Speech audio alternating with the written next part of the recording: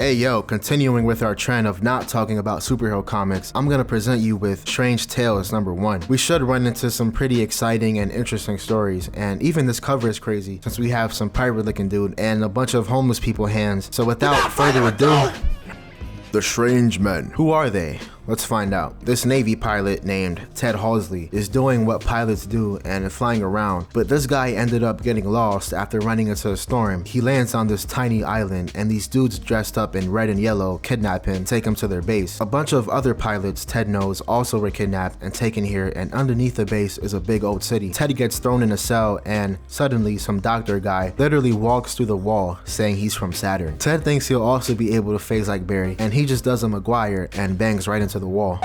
Then the doctor starts roasting him, talking about how dumb he is and how the Saturn people are gonna conquer every planet in the solar system. Ted gets thrown into the mines like a commie, and one of his buddies tells him the Saturn people created fake storms to trap Navy pilots, but Ted doesn't let their power discourage him from fighting back. One of the guards hears them talking and gives them 100 lashes. Ted still decides to go through with fighting against the Saturnians, and he uses the first chance he gets to steal one of their planes and head straight for the District of Columbia. After getting there, he goes to a general's office to warn him about the Saturn people, but the general doesn't believe him and comes up with rebuttals to all of his claims. And what really sets the general over the edge is Ted saying these Saturn people can walk through walls, so he has some guards take Ted to a doctor. And after Ted's taken away, the general, really Agent W1, reports to his leaders and disappears into the wall. The Beast. Starting off with a bang, this guy who looks like the mad mascot interrupts the student studying anthropology at the zoo. He talks about how much he loves apes and gorillas because of how evil and powerful they are, and how much he wants to be just like them. He even starts grabbing the student, not letting him go, while he talks about how much he loves young gorillas. Then there's some other guy that sneaks in and ends up being one of the student's professors. He quietly sneaks into the gorilla cage, and before he can inject it, the student yells at him to get out of the cage, waking up the gorilla, who then bolts out of there. The professor tells him about a serum he's been working on that turns apes into humans, and thinks that if he lets these two people live, they'll get him locked up for being insane. But before he can shoot them, the ape lover suggests that the professor make a serum that can turn humans into apes mentally. The professor agrees to this and has the student tied up while he and the ape lover do experiments in his home. Ape lover gets the serum and his mind starts slipping until he finally becomes what he always wanted to be, a young gorilla. He immediately kills the professor and then turns his sight to the student. But before he can get his hands on him, the gorilla that escaped from the zoo swings into the room and attacks the new ape. But the new gorilla wins by bite until the student picks up a chair and whacks the dude right out the window. It falls right into a net trap